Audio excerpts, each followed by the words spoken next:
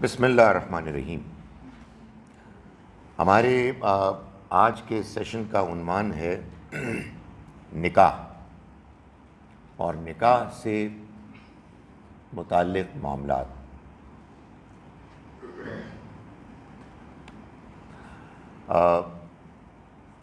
اس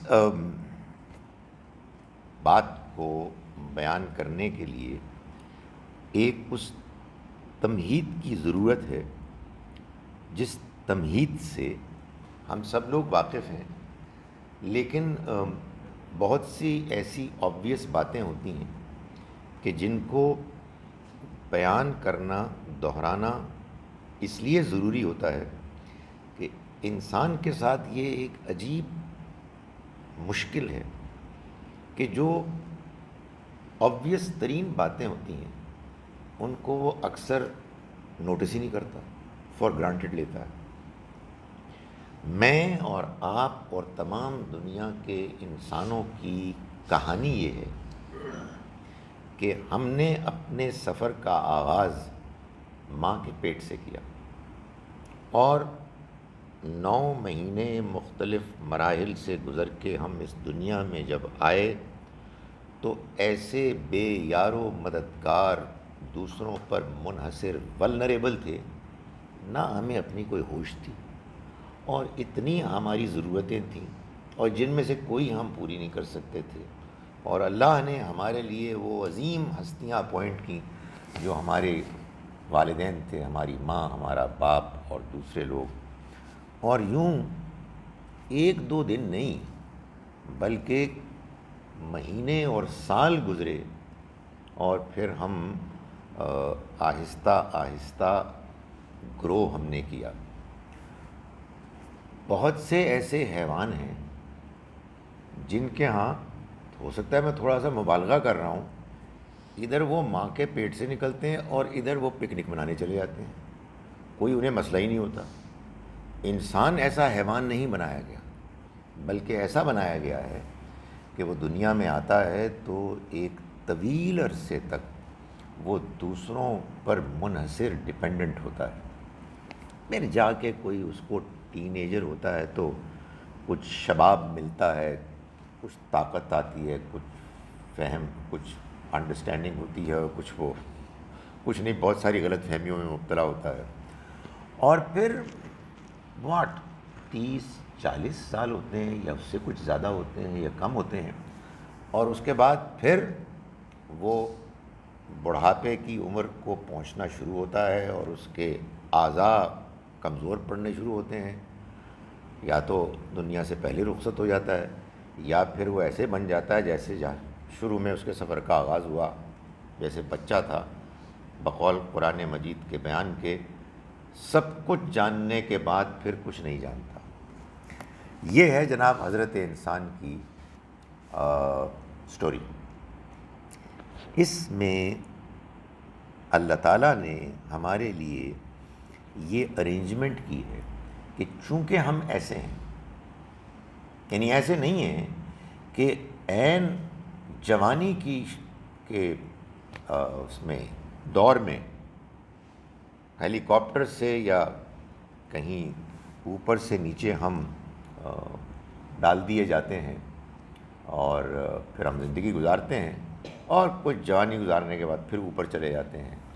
نہیں، یہ سارے ادوار آتے ہیں جن ادوار میں ہمیں ایک دوسرے کی ضرورت ہوتی ہے، اور یہ ضرورت ہوتی ہے ایسے رشتوں کی جو محض ایک پروفیشن کے طور پر ہماری دیکھ بھال نہیں کر رہے ہوتے، بلکہ بے لوث کر رہے ہوتے۔ ان کے اندر وہ والہانہ محبت کا تعلق ہوتا ہے کہ جس کے بعد ان کے لیے ایک دوسرے کی دیکھ بھال دنیا کی سب سے عزیز چیز ہوتی ہے، ہر چیز قربان کرنے کے لیے تیار ہو جاتے ہیں۔ یہ کیسے ہوتا ہے؟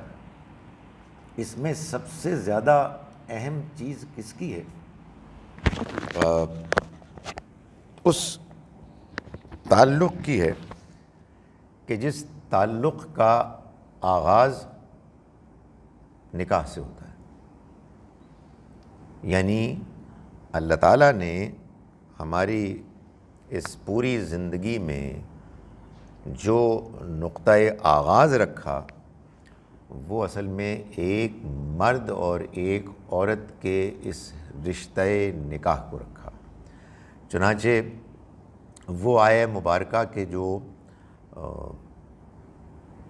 خطبہ نکاح میں پڑھی جاتی ہے، سورہ نساء کی پہلی آیت، اس میں اللہ تعالیٰ فرماتے ہیں کہ یا ایھا الناس، اے لوگو، انا خلقناکم من ذکر و انثیٰ، ہم نے تم کو پیدا کیا ایک مرد سے اور ایک عورت سے۔ یہ سورہ حجرات کی آیت ہے۔ سورہ نساء میں کہا یا ایھا الناس اتقوا ربکم الذی خلقکم من نفس واحدہ، اے لوگو ڈرو اپنے اس رب سے جس نے تمہیں پیدا کیا ایک نفس سے، نفس واحدہ سے، وخلق منہا زوجہا، اور اسی سے اس نے اس کا جوڑا، اس کی بیوی بنائی، وبث منہما رجالا کثیرا ونساء، اور اس نے پھیلا دیے ان دونوں کے ذریعے سے بہت بڑی تعداد میں مرد اور عورت۔ واتقوا اللہ الذی تساءلون بہ والارحام، تو ڈرو اس اپنے رب سے جس کا تم ایک دوسرے کو واسطہ دیتے ہو، گفتگو کرتے ہوئے، قسمیں کھاتے ہوئے، وعدے کرتے ہوئے، اور ڈرو رحمی رشتوں کو توڑنے سے۔ اس آیہ مبارکہ میں بہت ساری باتیں بتائی گئی ہیں۔ پہلی بات یہ بتائی گئی ہے کہ اپنے رب سے ڈرو۔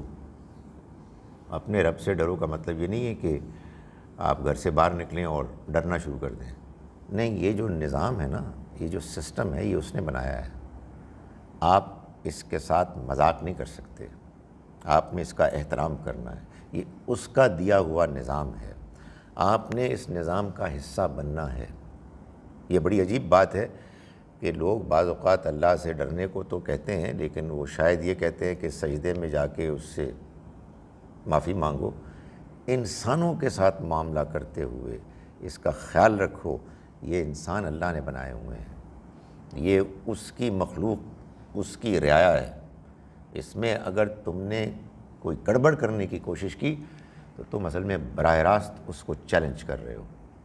اور یہ جان لو کہ تمہارے اس رب نے تم کو ایک ہی نفس سے پیدا کیا ہے، یعنی تمہارے خاندان، تمہارے قبیلے، تمہاری قومیں، یہ تو محض جیسا کہ سورہ حجرات میں کہا گیا، یہ ایک ایڈمنسٹریٹو تقسیم ہے، تم سب ایک ہو، ایک نفس ہو، ایک کیٹیگری ہو، ایک تمہارا مقام ہے۔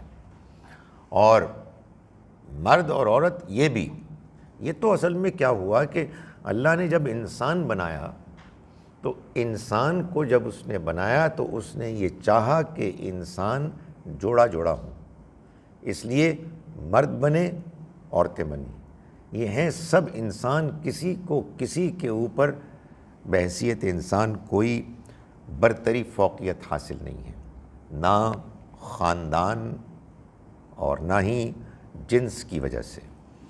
اور یہ فرمایا کہ یہی طریقہ ہے، یعنی اس نکاح کے نتیجے میں آدم و حوا سے جو سٹوری شروع ہوئی ہے، اسی کے ذریعے سے اللہ تعالیٰ نے انسانوں کو پیدا کر کے پھیلا دیا۔ یہ خدا کی اسکیم ہے، آپ اس اسکیم سے بھاگنا چاہتے ہیں، آپ کی مرضی ہے، مگر یہی ہے ایک ریالٹی۔ اس ریالٹی کو جانیں اور اس کی رسپیکٹ کریں، اور اس میں جو چیلنجز آتے ہیں ان کو فیس کریں۔ اور یہ بھی بتا دیا کہ یہ جو اللہ کا نظام ہے، اس کے نتیجے میں کچھ رشتے قائم ہوتے ہیں، آپ ان رشتوں کو توڑ نہیں سکتے۔ ٹھیک ہے، بعض اوقات بعض حالات، بعض واقعات کی وجہ سے کہیں اونچ نیچ ہو جاتی ہے، وہ ہوتی ہے، لیکن اس کے باوجود رشتے نہیں ٹوٹ سکتے۔ نبی اکرم صلی اللہ علیہ وسلم نے فرمایا کہ جو رحمی رشتوں کو توڑتا ہے وہ جنت میں نہیں جا سکتا، آپ خود اقدام نہیں کر سکتے۔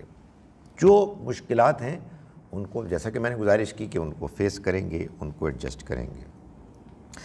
اسی سلسلے میں اللہ تعالیٰ نے اپنی اس مہربانی کا بھی ذکر کیا کہ جو سورہ روم میں اس نے بیان کی ہے۔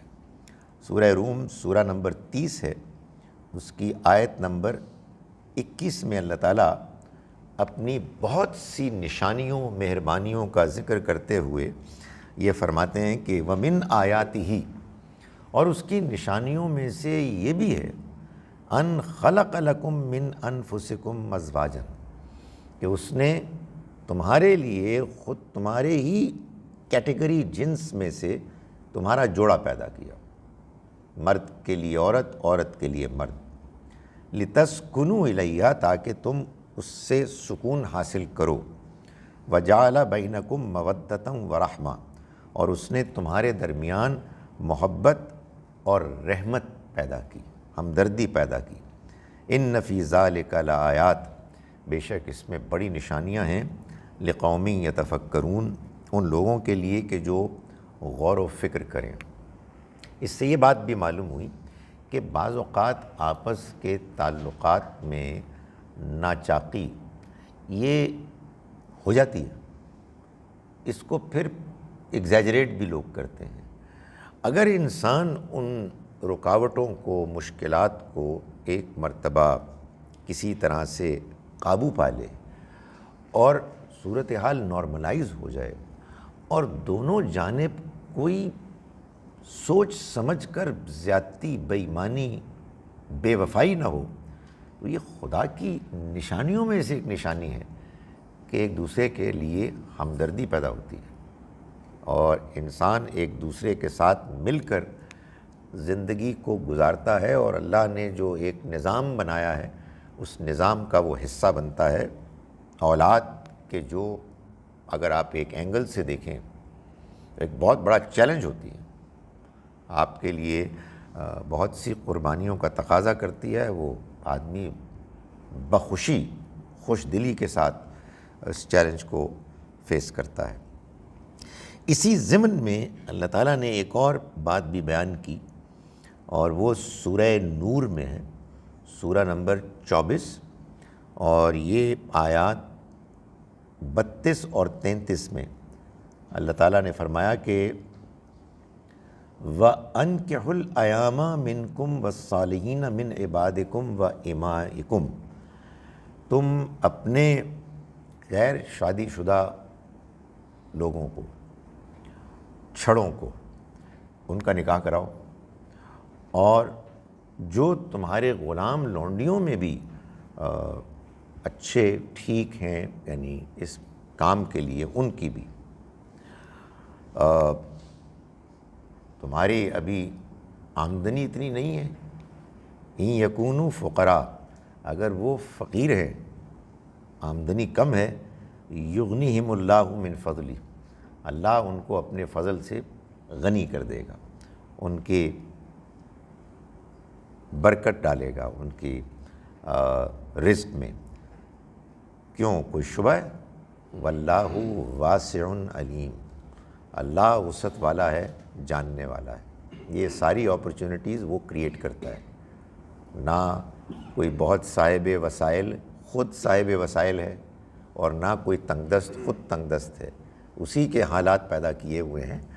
ارسپانسبل فیصلے نہیں کرنے چاہیے، لیکن بہرحال اگر انسان ذمہ داری کے ساتھ کوئی کام کرتا ہے، اللہ کی مدد اس میں شامل حال ہوتی ہے۔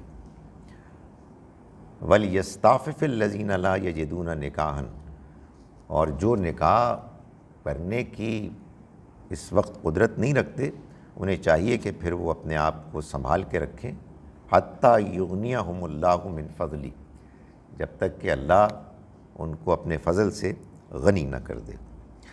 تو جناب عالی، یہ نکاح ہے۔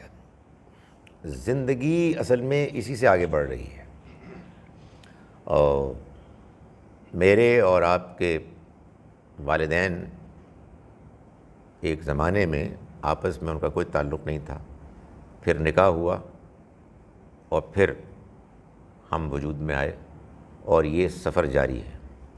تو یہ اصل میں نکاح کی اصل بنیاد ہے۔ اس میں آپ اگر یہ چاہیں کہ آپ کو قرآن میں کہیں کوئی نکاح کے بارے میں تفصیلات بتائی جائیں تو یہ آپ کو نہیں ملیں گی. کیوں؟ اس لیے کہ بھائی یہ تو انسان کے اس دنیا میں آنے کے پہلے دن سے سلسلہ شروع ہو گیا ہے. جو چیز آبویس ہے اس کو بیان کرنے کی کیا ضرورت ہے؟ اس میں تو جو کچھ مشکلات، چیلنجز ہیں ان کو بیان کرنے کی ضرورت ہے. نکاح کی شرائط کیا ہیں؟ نکاح کی شرائط میں سے اولین شرط یہ ہے کہ دونوں دولہا اور دلہن ان کی آمادگی ہونی چاہیے. کسی ایک کی اگر آمادگی نہیں ہے تو نکاح نہیں ہو سکتا.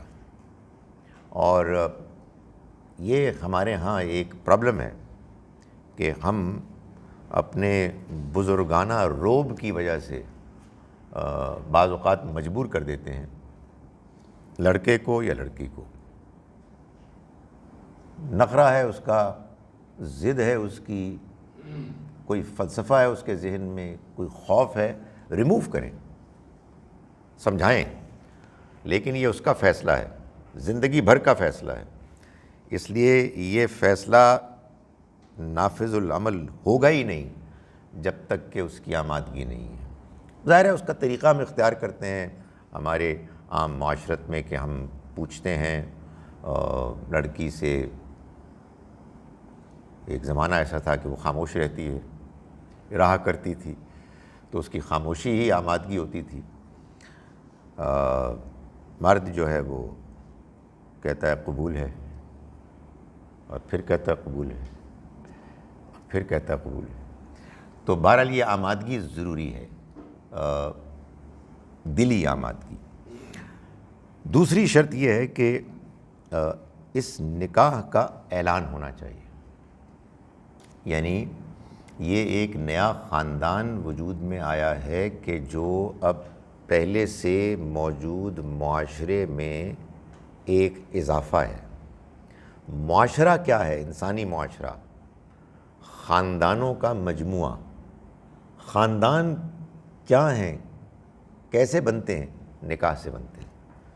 تو جب ایک نیا نکاح ہوا ہے تو پھر معاشرے کو بتانا ضروری ہے کہ اب اس میں ایک اور یونٹ کا اضافہ ہوا ہے. چنانچہ چھپ کر نکاح کوئی نکاح نہیں ہے. It has got no validity. یہ ناجائز تعلق ہے. شوہر اور بیوی کی آمادگی ایک شرط ہے اور اس کا اعلان دوسری شرط ہے. آپ کہیں گے کہ والدین ناراض ہوں گے، ان کو بتایا جائے گا تو وہ بہت غصے میں آ جائیں گے. تو اس کو فیس کریں، آپ ان کو سمجھائیں.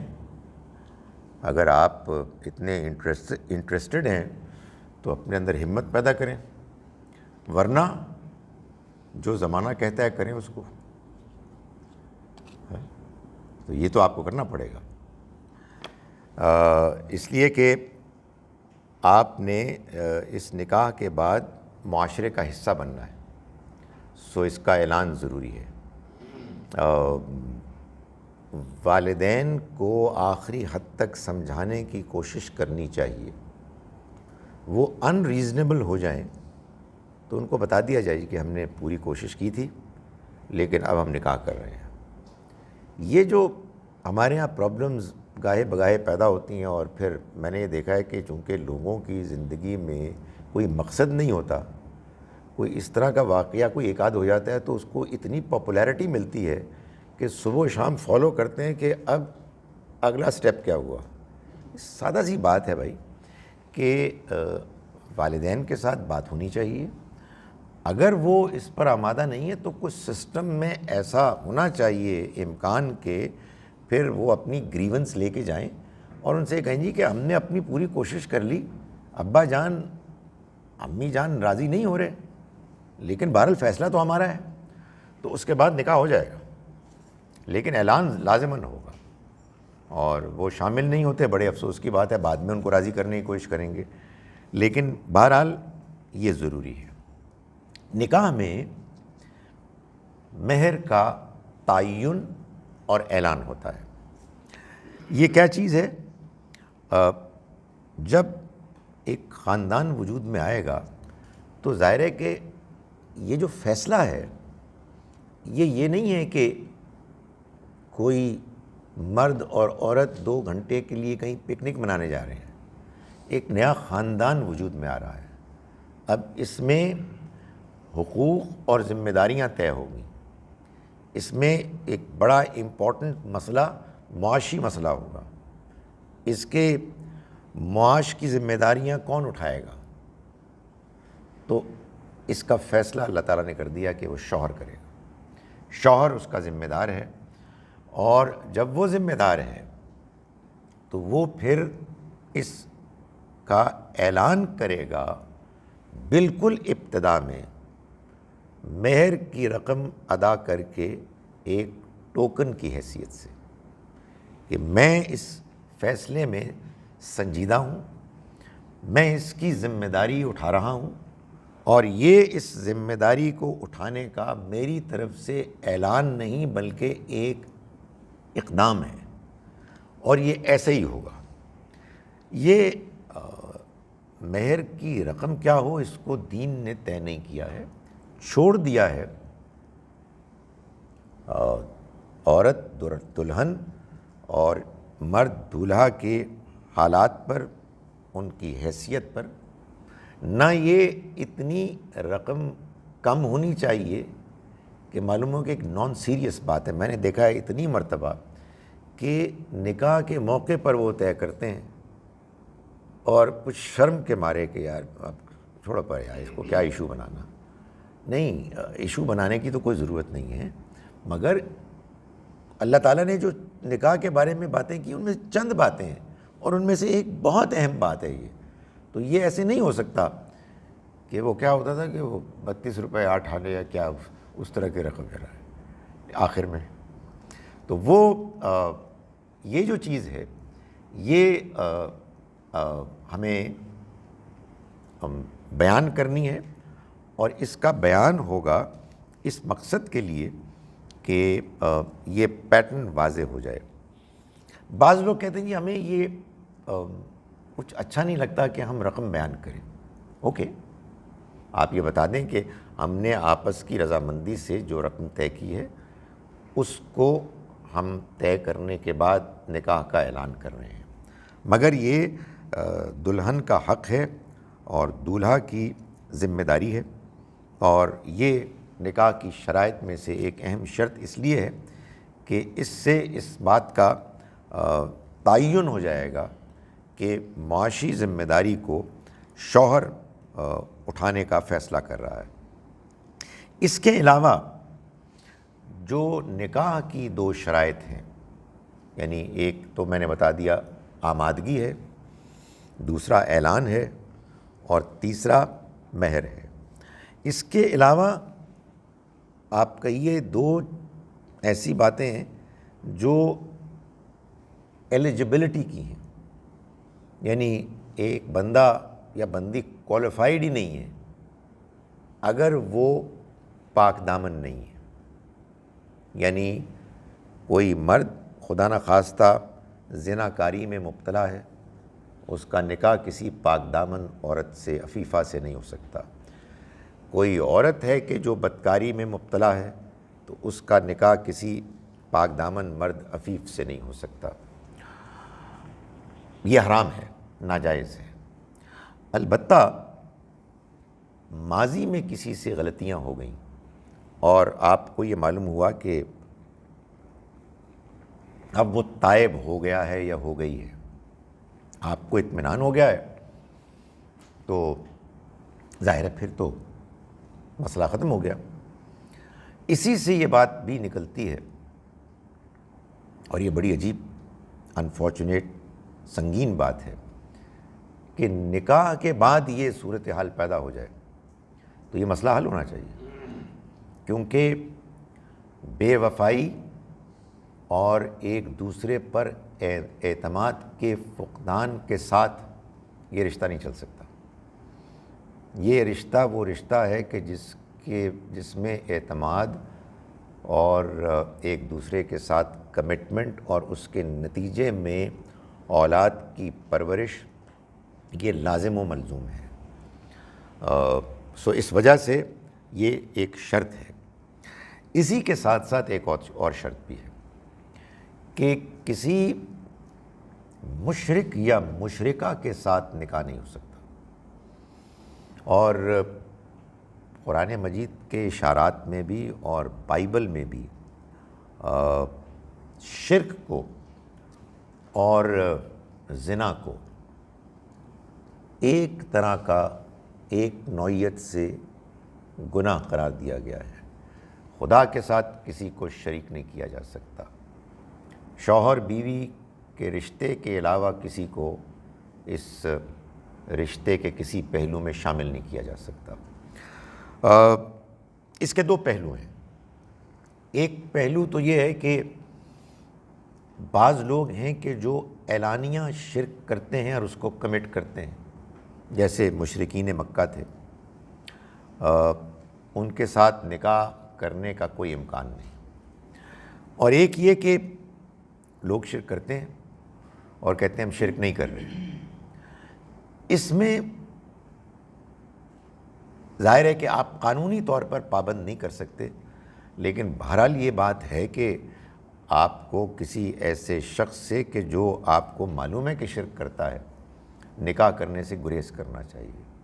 اچھا، آپ کہتے ہیں کہ نہیں وہ بیچارہ یا بیچاری وہ اس کے گھر والے ایسے کرتے ہیں، میرے ساتھ جب اس کا تعلق ہوگا تو میں ٹھیک کر دوں گا. ٹھیک ہے، یہ کوئی فیصلہ کر سکتا ہے، لیکن یہ بات کلیئر ہونی چاہیے کہ جیسے کسی زانی زانیہ کے ساتھ رشتہ قائم نہیں رہ سکتا، اسی طرح سے کسی شرک کرنے والے کے ساتھ نہیں رہ سکتا. یہ اتنی سنگین اور سیریس بات ہے.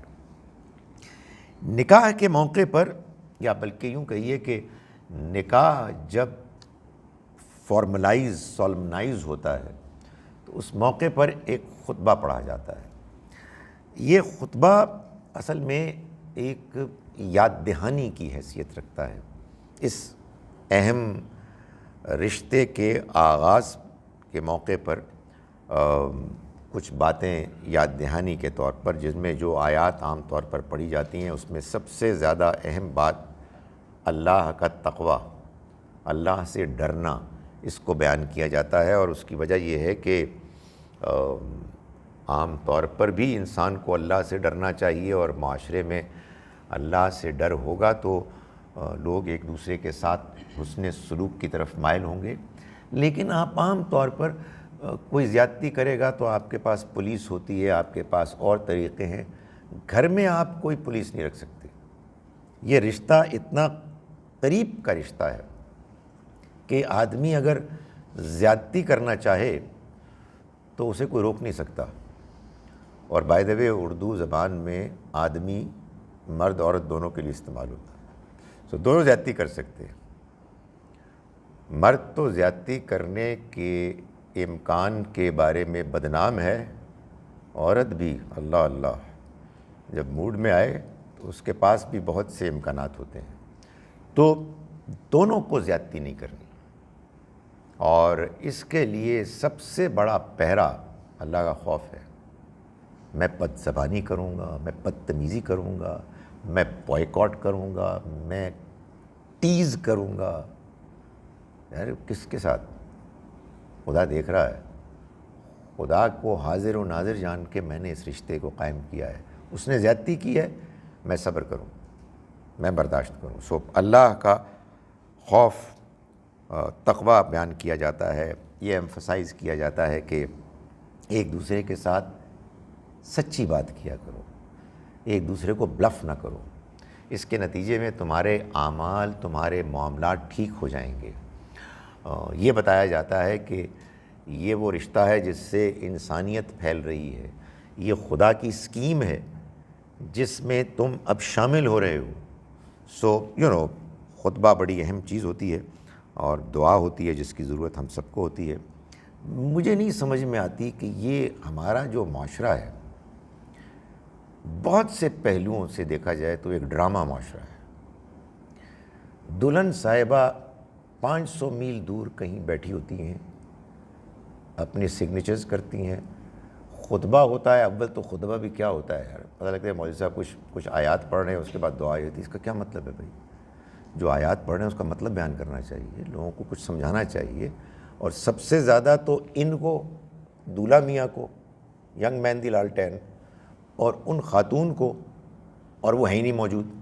اچھا آپ کہیں گے کہ آپ کو کیا تکلیف ہے اگر موجود نہیں ہے؟ ارے بھائی 15 منٹ کے بعد وہ پوری میوزک دھوم دھڑکے کے ساتھ آ جائیں گی. تو بھائی وہ جس موقع پر ان کا ہونا ضروری تھا اس موقع پہ تو وہ غائب ہیں، اور ناچ گانے کے موقع پہ وہ آ گئی ہیں. تو اس کو بھی ٹھیک ہونا چاہیے بھائی، اس اللہ کی بندی کو بھی سننا چاہیے. ایک بڑا اہم موقع ہے، اس میں کچھ باتیں بیان ہو رہی ہیں اور دعا کی جا رہی ہے. سو دے شوڈ بی دیئر. اور اس کو ایک سنجیدہ پارٹ آف دا نکاح پروسیس سمجھنا چاہیے. شادی بیاں کرنے سے پہلے کیا لڑکے لڑکی کو ملنے کی اجازت ہونی چاہیے؟ دیکھیں بات یہ ہے کہ لڑکا اور لڑکی کل کو شوہر اور بیوی بننے والے ہیں. ان کے آپس کے ملنے کے آداب ابھی ہم پڑھ چکے ہیں. آپ ظاہر ہے کہ ان کو یہ اجازت نہیں دیں گے کہ وہ کہیں جا کے اکیلے گھنٹوں گزاریں، لیکن یہ بھی نہیں ہوگا کہ جیسے کہ پہلے زمانے میں ہوا کرتا تھا کہ نکاح کے بعد پہلی مرتبہ وہ ایک دوسرے کو دیکھ رہے ہیں. تو اب اس کے بعد تو یہ کمپلیٹ وہ ہے گیمبل، پتہ نہیں کیا ہونے والا ہے. سو جو ایک ریزنیبل طریقہ ہے سمجھنے کا، سمجھانے کا، جاننے کا کہ کیا وہ میرے لیے اور میں دوسرے کے لیے مناسب ہوں، جو طریقہ ڈیسنسی کی لمٹس کے اندر آپ اختیار کر سکتے ہیں کہ اس رشتے کو کرنے کے فیصلے تک پہنچنے کے لیے ضروری ہے، وہ اختیار کرنا چاہیے. بڑی سمپل سی بات ہے بھائی.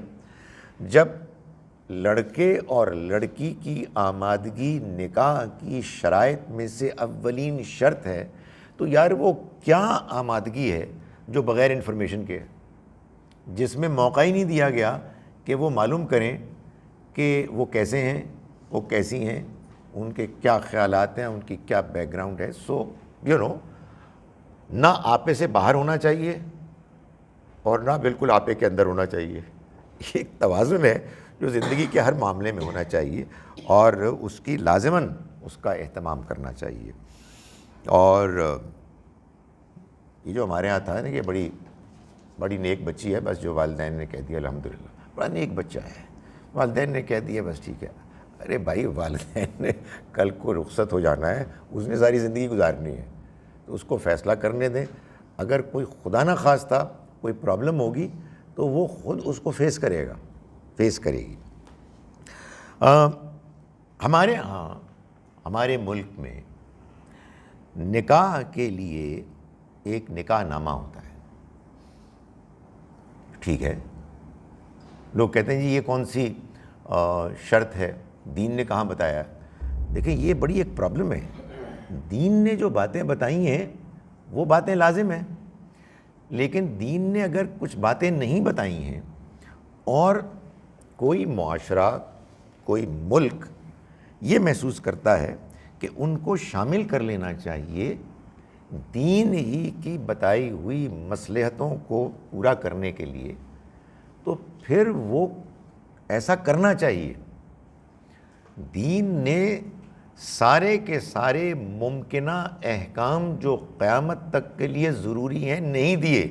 ایک بڑی مشکل یہ ہے کہ بعض عجیب و غریب قسم کے فلسفے مشہور ہو جاتے ہیں، اور میں نے دیکھا ہے کہ جب کوئی نعرہ، کوئی فلسفہ مشہور ہو جائے، دنیا میں ایک بہت بڑی تعداد ایسے بیوقوف لوگوں کی ہے کہ جو اس پر ایمان لے آتے ہیں.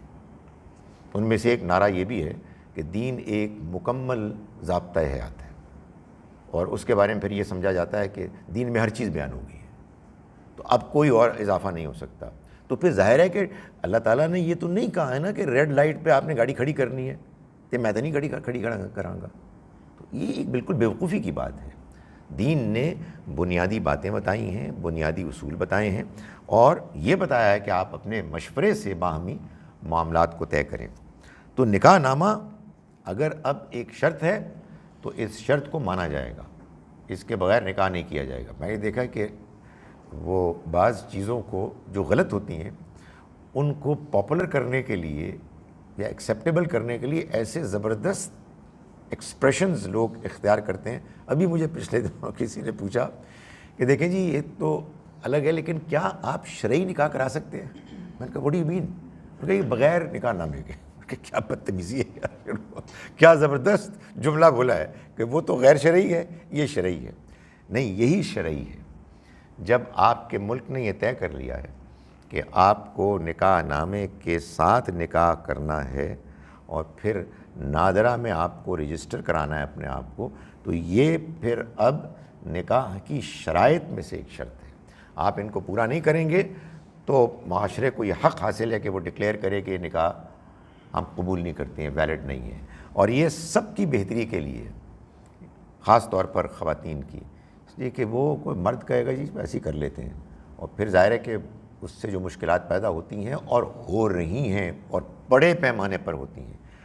تو نکاح نامہ ضروری ہے، اس میں پھر ظاہر ہے کہ شرائط ہوتی ہیں، وہ شرائط اس میں نام وغیرہ کے علاوہ، گواہوں کے علاوہ، جس میں بہت سی بالکل غیر ضروری چیزیں کہ وہ دلہن کی وکیل یہ تقرری کے گواہ، خیر چھوڑے پڑے اس کو، جو بھی ہے وہ کر لیں آپ پورے۔ میں کہتا ہوں یار تمہیں کیا مشکل ہے یار، کچھ کام ایسے بھی کر لینے چاہیے کمپنی کی مشہوری کے لیے، نام لکھ دو جو بھی ہے کسی کی عزت کے لیے، وہ دستخط کر دیں گے، خواہ مخواہ کیوں مشکل میں ڈال رہے ہو اپنے آپ کو۔ مگر آگے کچھ شرائط ہوتی ہیں، خواتین کوئی شرط عائد کرنا چاہتی ہیں کریں، مگر سوچ سمجھ کے کریں۔ بعض اوقات وہ کہتے ہیں جی کہ اتنی پاکٹ منی ہونی چاہیے، آئی ڈونٹ نو، مجھے نہیں معلوم ہے۔ ایک شرط میں کہتا ہوں کہ خواتین کو اگر وہ چاہیں تو لکھوا لیں کہ میرے شوہر دوسری شادی نہیں کریں گے۔ آپ نروس کیوں ہو رہے ہیں؟ اور اگر کریں گے تو میری آمادگی سے کریں گے، یہ ان کا رائٹ ہے، کیونکہ آگے پتہ نہیں کیا اس بھائی صاحب کے کیا عزائم ہیں۔ تو یہ آپ جو کچھ بھی لکھوانا چاہتے ہیں وہ آپ کا رائٹ ہے کہ آپ اس میں لکھوائیں۔ ایک شرط وہ ہے کہ جو بہت مقبول ہو گئی ہے اور میں اس کو نہیں مانتا، اور وہ یہ ہے کہ کیا شوہر اپنا حق طلاق بیوی کو تفویض کرتا ہے؟ اس کو سمجھا جاتا ہے کہ یہ بہت ہی ایک خوبصورت، ماڈرن اور پڑھا لکھا ہونے کی علامت ہے۔ میں جتنا تھوڑا بہت دین کا، قرآن کا علم رکھتا ہوں، میرے نزدیک یہ ناجائز شرط ہے۔ خدا تعالیٰ نے جو فیصلہ کر دیا ہے اس فیصلے کی یہ خلاف ورزی ہے۔ اللہ تعالیٰ نے قرآن مجید میں طلاق کا حق شوہر کو دیا ہے، اور طلاق بیوی مانگ سکتی ہے، اور ایک جگہ پر اللہ تعالیٰ نے شوہر کو یوں بیان کیا ہے کہ الذی بیدہ عقدۃ النکاح، یہ وہ ہے کہ جس کے ہاتھ میں نکاح کا گرہ کا سرا ہے، جو گرہ بندی ہوئی ہے وہی ہے کہ جو اس کو کھول سکتا ہے۔ اس کی بہت سی مصلحتیں ہیں۔ بیوی البتہ یہ کہہ سکتی ہے، کیونکہ یہ بات بالکل انڈرسٹینڈیبل ہے کہ ایک شوہر ان ریزنیبل ہے اور وہ طلاق بھی نہیں دے رہا، تو یہ بالکل کہا جا سکتا ہے کہ بیوی جب طلاق مانگے گی تو شوہر اتنے عرصے میں 3 مہینے 4 مہینے میں یا تو طلاق دے گا یا بیوی کو مطمئن کرے گا، یہ اس کا حق ہے۔ لیکن یہ کہ بیوی کہے کہ میں تم کو طلاق دیتی ہوں، یا میں نے دیکھا ہے کہ اس کا ایک بڑا ایک دلچسپ ورژن یہ ہے کہ بیوی کہتی ہے میں اپنے آپ کو طلاق دیتی ہوں. یار کمال ہے, انسانی ذہن بھی کتنا وہ ہے, فرٹائل ہے, کہ ہم یہ نہیں کہہ رہے کہ بیوی شوہر کو طلاق دے, یہ کیسے ہو سکتا ہے؟ لیکن یہ تو ہو سکتا ہے کہ شوہر کہے کہ جو میں تمہیں طلاق دینے کا حق رکھتا ہوں وہ میں ابھی سے تمہیں دے رہا ہوں, تو کسی دن تمہارا موڈ ہو تو تم کہو کہ میرا شوہر مجھے طلاق دے رہا ہے. یہ بالکل ایسا ہی ہے. جو خدا کے دین کے ساتھ مذاق نہیں کرنا چاہیے. آپ اپنی مصلحتوں کے بارے میں اللہ سے زیادہ واقف نہیں ہیں, اور خدا کے واسطے دنیا میں ماڈرنزم انلائٹنمنٹ بڑی اچھی چیز ہے, لیکن اس کی وجہ سے خدا کے دین کو آپ کمپرومائز نہ کریں. جو اللہ تعالیٰ نے بات بیان کی ہے وہ سوچ سمجھ کے کی ہے. اس کے بعد ساس, سسر, دیور وغیرہ وغیرہ, وہی والی بات کہ دین مکمل ضابطہ حیات ہے, ان کے بارے میں تو کچھ کہا ہی نہیں گیا. دیور کے بارے میں تو باقاعدہ ایک نیگیٹو بات کہی گئی ہے.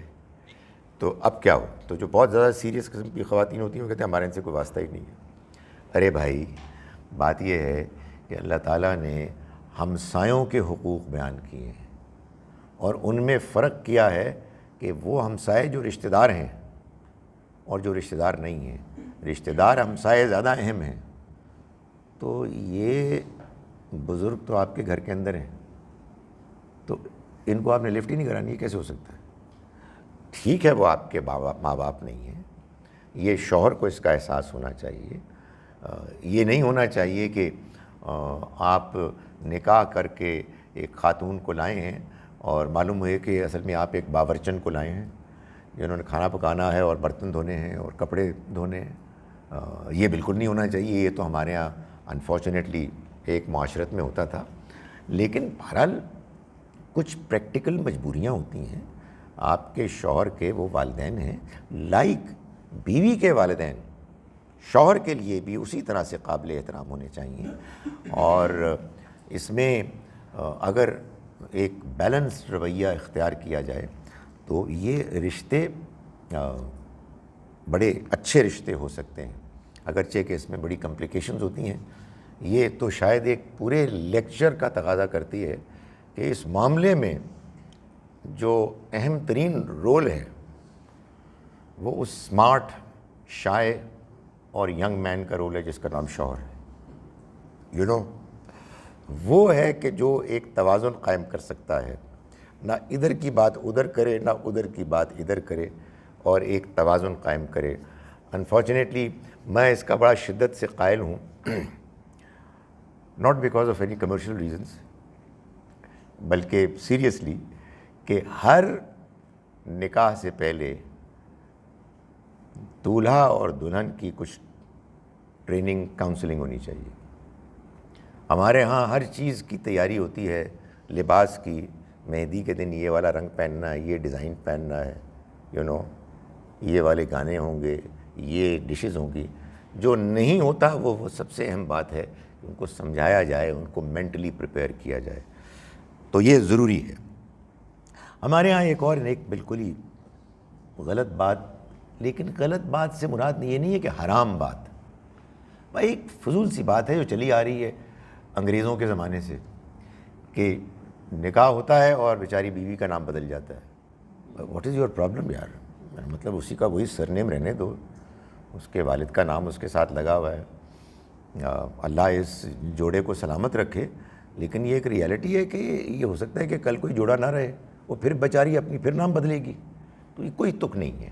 لیکن اس میں وہ بات جو ہمارے یہاں بعض مذہبی لوگ مشہور کرتے ہیں وہ بھی ایک غلط بات ہے, کہ جس نے اپنا نام والد کے علاوہ کسی کا رکھا وہ جہنم میں ہے اور فلاں ہے اور فلاں ہے. نہیں, وہ اور بات ہے. وہ بات یہ ہے کہ آپ یہ کہیں کہ میرا فلاں والد نہیں ہے بلکہ فلاں ہے, اور آپ اس کو آفیشلی بیان کریں. نہیں, یہ نہیں ہو سکتا. یہ تو خدا تعالیٰ نے پابند کر دیا ہے کہ آپ کو آپ کے باپوں کے نام ہی سے پکارا جائے گا. اس کے بعد ایک مشکل سوال ہے, میں اس کو اوائڈ بھی کر سکتا تھا, شوہر کا بیوی پر ہاتھ اٹھانا. یہ کیا ہے؟ میں اس کا قائل ہوں قرآن مجید کی روشنی میں کہ شوہر بیوی پر ہاتھ نہیں اٹھا سکتا، ناجائز ہے، یہ وہ کر ہی نہیں سکتا۔ آپ کہیں گے یہ تو قرآن میں لکھا ہوا ہے، میں کہوں گا کہ جی ہاں لکھا ہوا ہے، اس کے باوجود میں یہ کہہ رہا ہوں کیونکہ قرآن میں لکھا ہوا ہے ایسے کہ اگر بیوی نشوز پر اتر آئے، بغاوت پر، ایک تو ہے نا کہ آپ کے کوئی اختلافات ہو گئے، اختلاف تو ہوتے ہی ہیں، لیکن ایک بیوی باغی ہو جائے، میں اس کو شوہر کی حیثیت سے نہیں مانتی۔ یہ ہوتا کون ہے؟ باقاعدہ جس طرح ریولٹ ہوتا ہے نا، بدتمیزی، قرآن اس وقت بھی اجازت نہیں دیتا کہ ہاتھ اٹھائیں۔ فائزوہن، سمجھاؤ انہیں۔ تو آپ ہاتھ کیسے اٹھا سکتے ہیں بھائی؟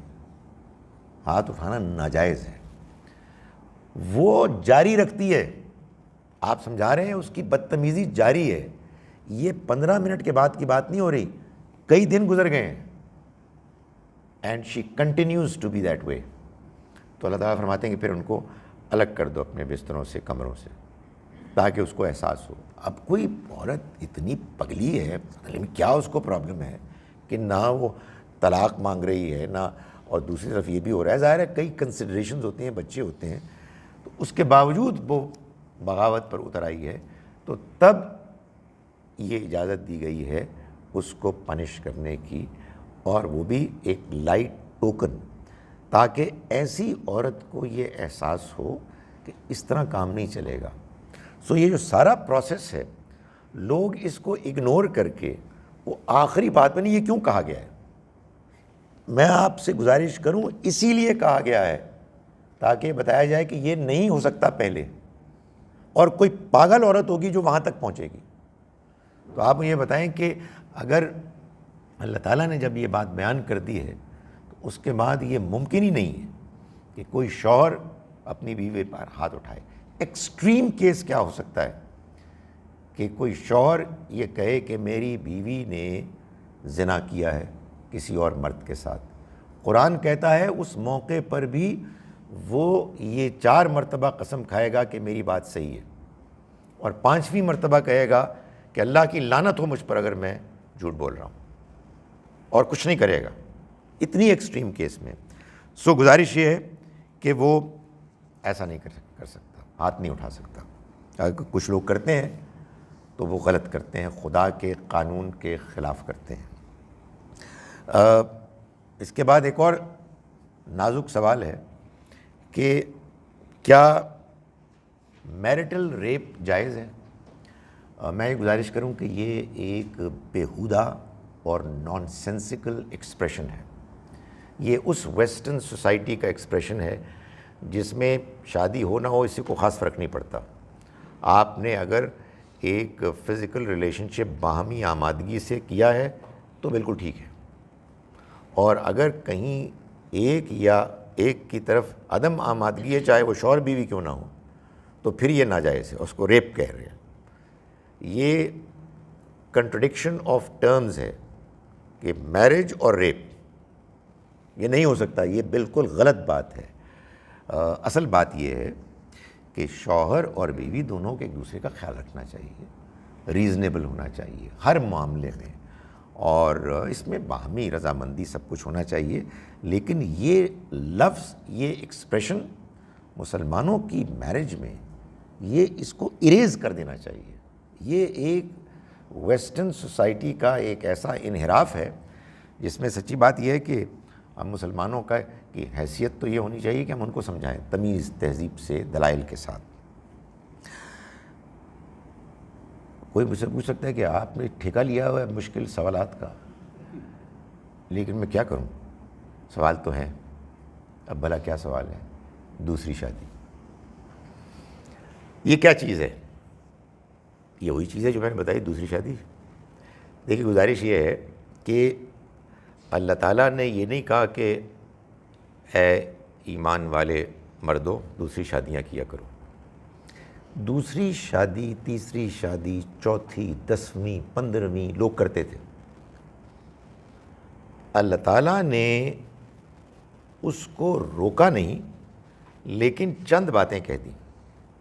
نمبر 1 یہ بات واضح کر دی کہ آئیڈیل خاندان ایک میاں ایک بیوی پر مشتمل ہے، ورنہ انسانیت کا آغاز آدم و حوا سے نہیں بلکہ آدم و حواؤں سے ہونا چاہیے تھا. بڑا اچھا موقع تھا نا کہ یہ بتایا جاتا ہے کہ یہ.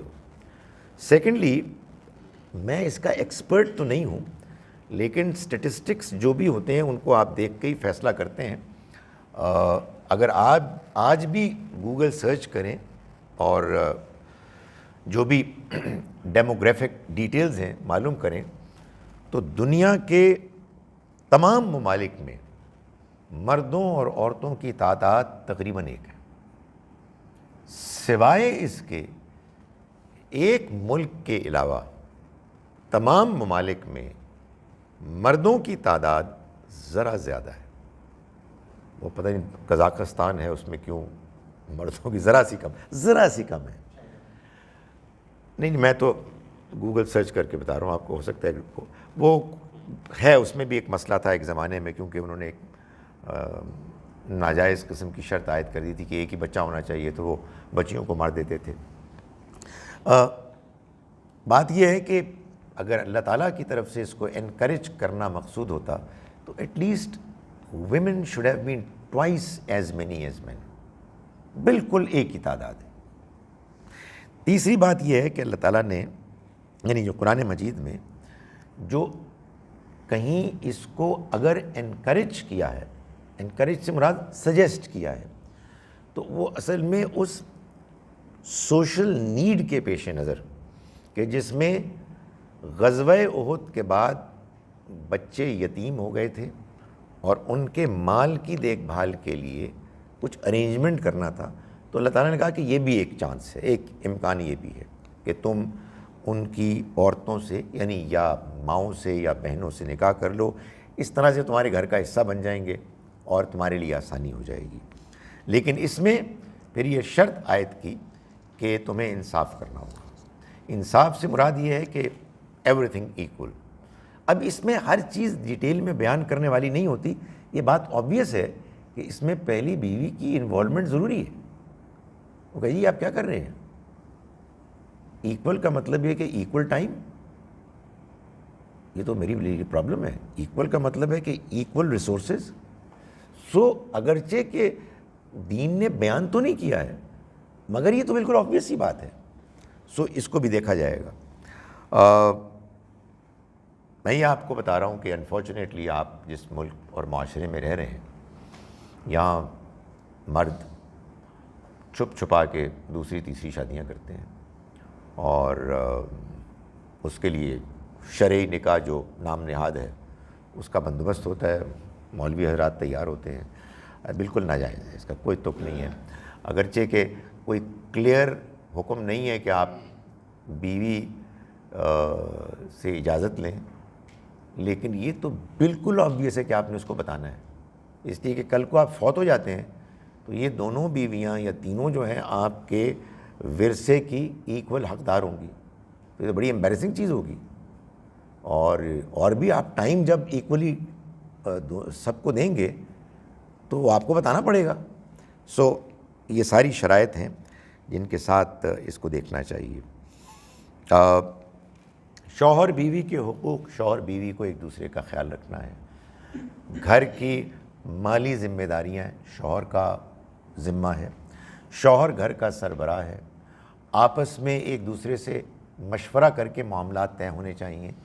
لیکن جہاں کہیں اختلاف پہنچ جائے وہاں تک کہ اب کسی ایک کی بات مانی جائے گی تو بیوی کو چاہیے کہ وہ شوہر کی بات مان لے. اس لیے کہ بہرحال ایڈمنسٹریٹولی کسی کو یہ حق دینا ہے. اللہ نے یہ حق اختیار شوہر کو دیا ہے اور اس کی رسپیکٹ ہونی چاہیے. جن معاشروں میں یہ بات کلیئر نہیں ہے وہاں جھگڑوں، اختلافات اور اس رشتے کے ٹوٹنے کی فریکوینسی زیادہ ہوتی ہے. اور یہ میں آپ کو بتاؤں کا یہ آپ جانتے ہی ہیں کہ بہت ایسا ہوتا ہے کہ یہ آفیشلی تو اللہ تعالیٰ کی طرف سے حق اور اختیار شوہر کو دیا گیا ہے الحمدللہ رب العالمین، شوہر عام طور پر یہ بیوی صاحبہ کو دے دیتے ہیں، اور اس پہ مجھے کوئی اعتراض نہیں. حق طلاق دینے پر تو مجھے اعتراض ہے، مگر یہ تو بیچارے مان ہی لیتے ہیں کہ یار میں ہمارا کچھ نہیں چلنا، آپ نے جو فیصلہ کرنا ہے ہم اس پر ربر سٹیمپ لگا دیں گے.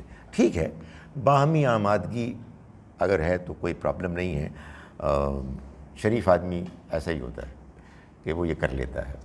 اور میں تو اس نتیجے پہنچا ہوں کہ بیوی اور شوہر کے ریلیشن شپ میں مرد اور عورت کے ریلیشن شپ کو دیکھ کے معلوم ہوتا ہے عورت شوہر سے کہیں زیادہ انٹیلیجنٹ، کہیں زیادہ سمجھدار ہوتی ہے.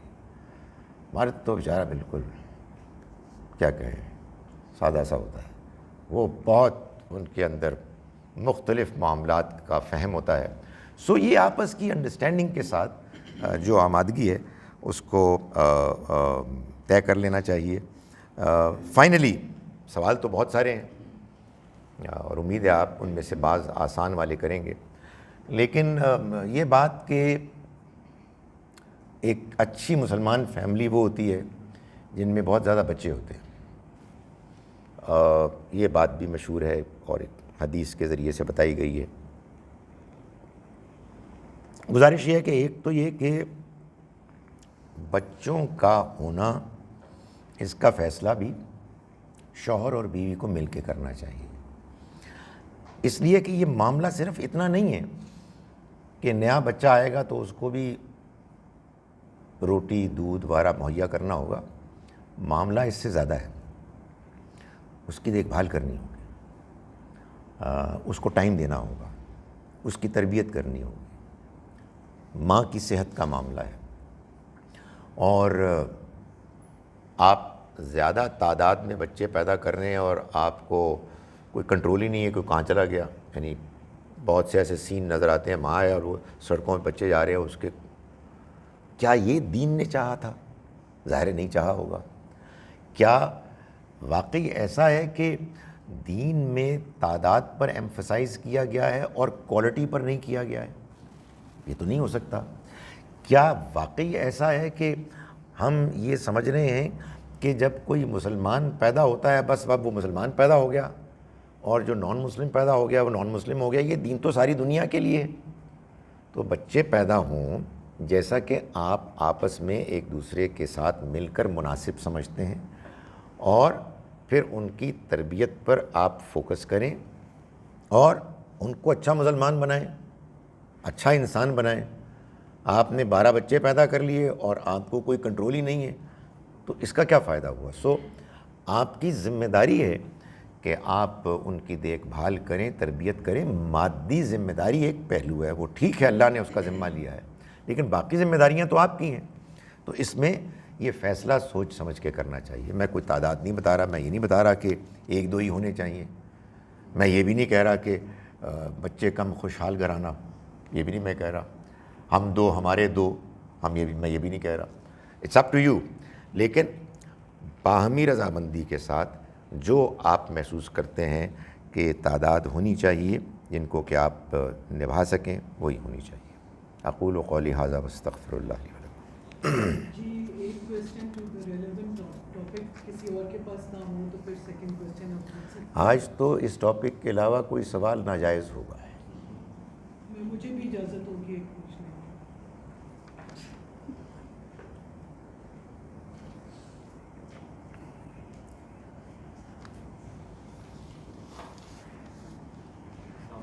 وعلیکم السلام.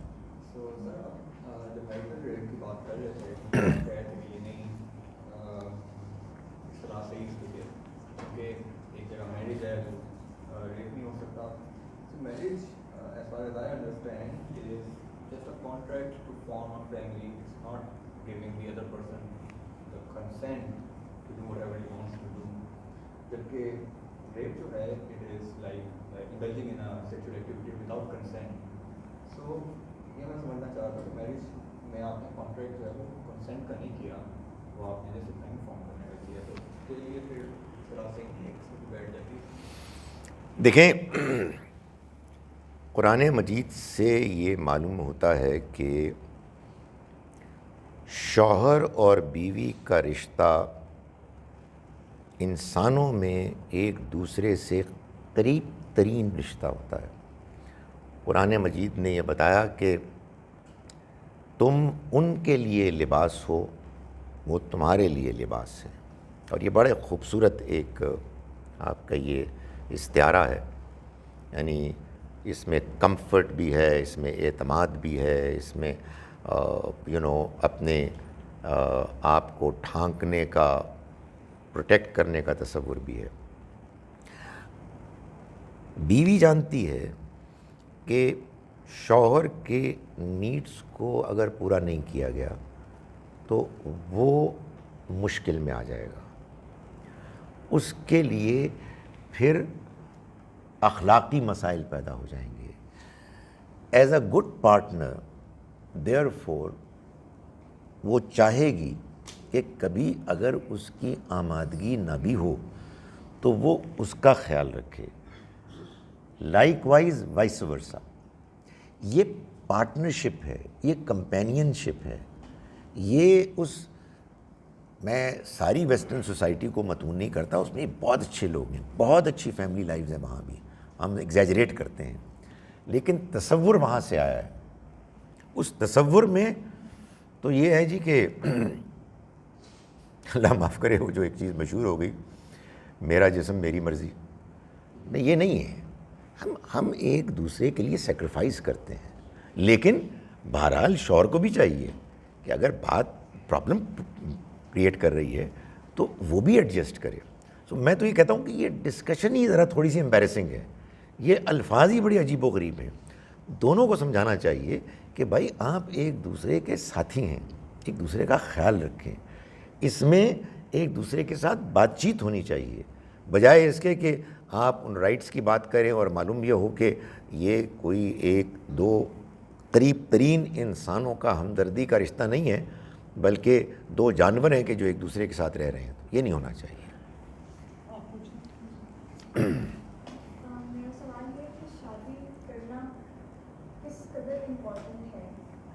چونکہ میں نے آبزرو کیا ہے کہ والدین مستقل پریشانی میں رہتے ہیں کہ ہم پہ یہ فرض ہے ہمارا فرض جو بھی اس کی ریزن ہو سکتا ہے. تو اس کی دین میں کیا ہدایت ہے کہ کس قدر ضروری ہے شادی کرنے کی، یہ لازم ہے؟ دیکھیں، والدین اپنی اولاد کے ہمدرد ہوتے ہیں.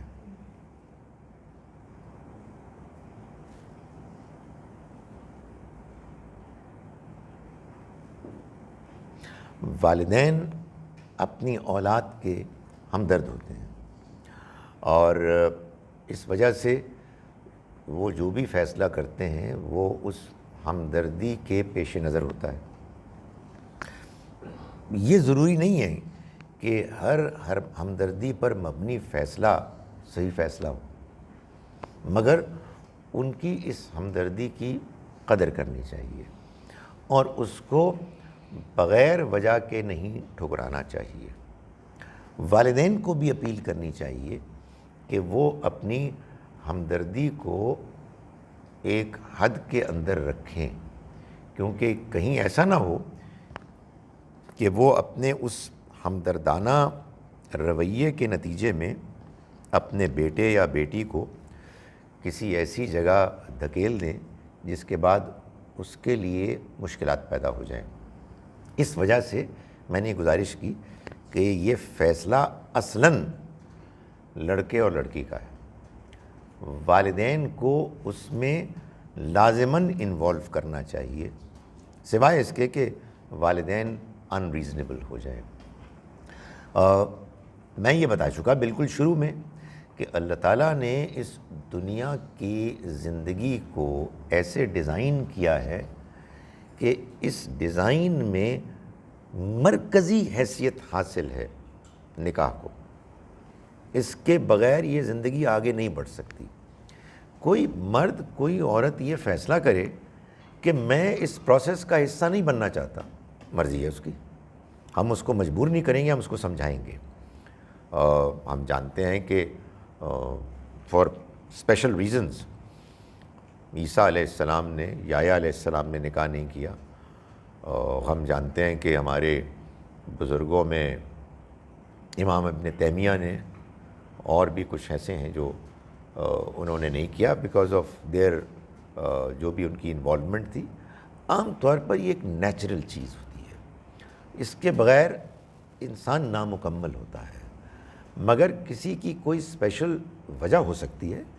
اگر کوئی ایسی وجہ ہے تو پھر ان سے یہی تقاضا کیا جائے گا کہ آپ اپنے آپ کو برائی سے پاک رکھیں. یہ تو لازم ہے سب کے لیے.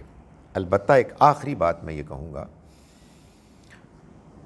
لڑکوں سے بھی اور لڑکیوں سے بھی. میرا خیال ہے لڑکیوں سے زیادہ کہوں, لڑکے تو زیادہ انٹرسٹڈ ہوتے ہیں شادی کرنے میں.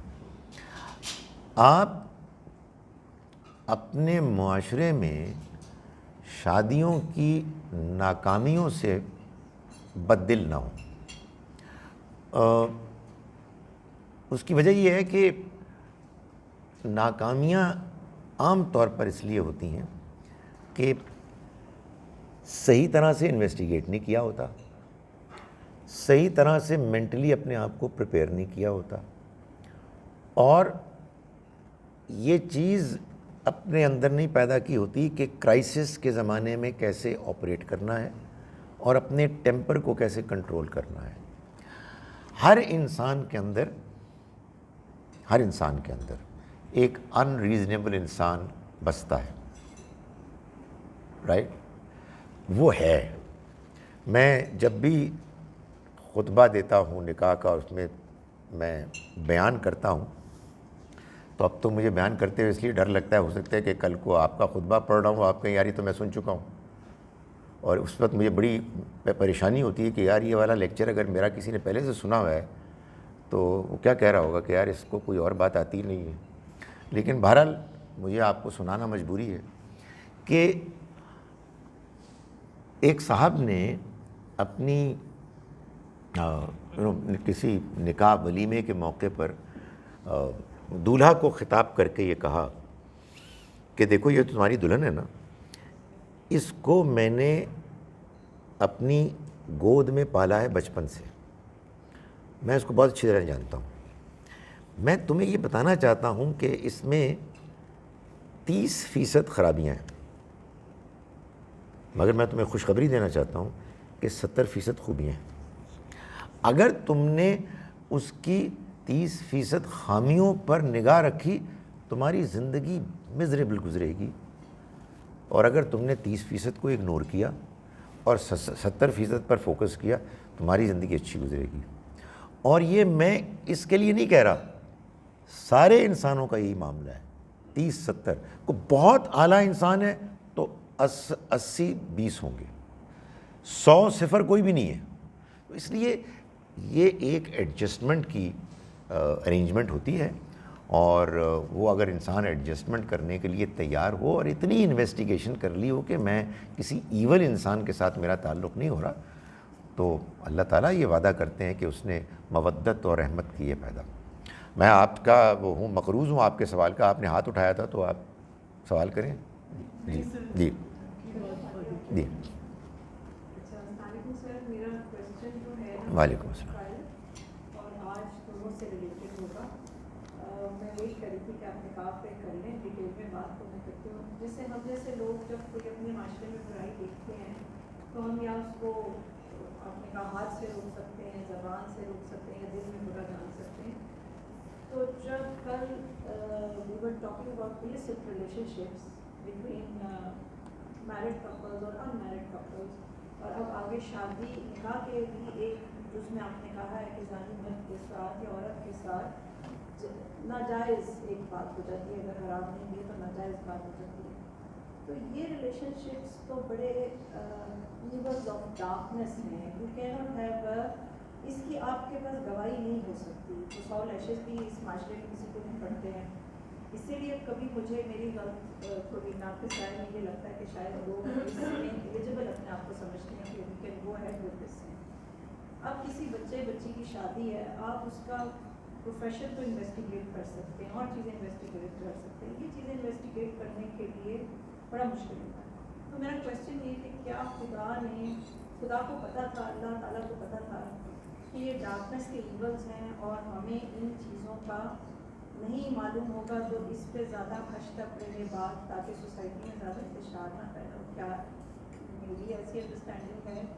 या मसलन मुझे जैसे एक दफ़ा पता चला ABC है, A और B मैरिड हैं एंड C के साथ रिलेशनशिप है, लेकिन मेरी ज़रूरत नहीं हुई C को बताना कि A को बताना कि C के साथ, क्योंकि मेरे पास उसकी कोई गवाही नहीं थी, बाकी चीज़ें तो पता थी, क्योंकि मुझे लगा उसके घर में बच्चे हैं, बीवी है, तो मैं उनके लिए दिल में दुआ ही कर सकती, लास्ट वाला पार्ट ऑफ ईमान। तीसरी एक चीज़ मैं आपसे पूछना चाह रही हूँ जो आजकल हम फेस कर रहे हैं, जिसमें मोस्टली मैन आर इम्प्लिकेटेड, कि this is internet relationship, apart from social relationship this is internet relationship, and man in this relationship find it easy to call women के तुम्हें घर में सब कुछ मिला हुआ है and there is no physical harm in it, so we can go ahead with this. And I've seen lot of middle-aged couples and over middle-aged couples going through this crisis, and उनके जवान बच्चे बहुत सारी चीज़ें face कर रहे हैं। तो बस ये थोड़े से सवाल थे, अगर आप इनको गुजारिश ये है कि इंसान मर्द हों या औरत, इंसान कमज़ोर होता है और इंसान की ज़िंदगी में फेजेस आते हैं। एक ज़माना था कि जब अपॉर्चुनिटीज़ नहीं होती थी तो लोग इसलिए नेक थे, गुनाहगार नहीं थे, इसलिए कि गुनाह करने का मौका ही नहीं था। We didn't have any opportunities to do wrong, therefore we didn't used to do wrong. अब वो अपॉर्चुनिटीज़ मौजूद हैं, इसलिए चैलेंज ज़्यादा बड़ा है। तो मैं आपके तीसरी बात से शुरू करता हूँ। इंटरनेट पर अगर कोई ऐसी सूरत हाल है तो ये एक चैलेंज है, ये एक इजी एक्सेस है। एंड डोंट फॉरगेट कि शैतान अपना रोल अदा कर रहा है। हमें आपस में पॉजिटिव रहना चाहिए। कहीं खुदा न खास्ता किसी के बारे में मालूम हो कि वो इन्वॉल्व हैं तो उनको समझाना चाहिए, ये समझाना चाहिए कि हम आखिरत में कामयाब होंगे सिर्फ़ उस सूरत में कि अगर हम पाकीज़ा हों। नापाकी हमें आखिरत की कामयाबी से महरूम कर देगी। इसलिए अगर कहीं कोई इस तरह का रिलेशनशिप है उसको छोड़ दें। ये चैलेंजेस आते हैं, अगर वो स्टे ना करें तो बस इसको आप यूँ समझिए कि ये वो सय्यात हैं कि जिनको तौबा, इस्तग़फ़ार, नमाज, रोज़े से अल्लाह ताला इंशाअल्लाह धो देगा, लेकिन बहरहाल उसको कायम नहीं रहना चाहिए। वो हुआ, वो ख़त्म हो गया, अल्लाह का शुक्र करना चाहिए। हर वक्त आदमी कम्प्लीटली परफेक्ट नहीं रह सकता। हाउएवर, दूसरी जो आपने बात की वो ज़्यादा सीरियस है, बिकॉज़ एक बंदा फ़िज़िकली मौजूद है और एक बंदे का इमेज है, दोनों बुरी चीज़ें हैं। बहरहाल इमेज कमतर है, I am not justifying it, it is condemnable, लेकिन बहरहाल ये एक ज़्यादा सीरियस इशू है और डायरेक्टली अल्लाह ताला ने इसको एड्रेस किया है। आप सही फरमा रही हैं कि इसके बारे में हमारे पास अक्सर कोई सबूत नहीं होता। सबूत से मुराद आखिरी सबूत। यही वजह है, देखिए कि लेट्स फेस इट, हम लोग कंफ्यूज लोग हैं और शायद हमारा इतना कसूर नहीं है।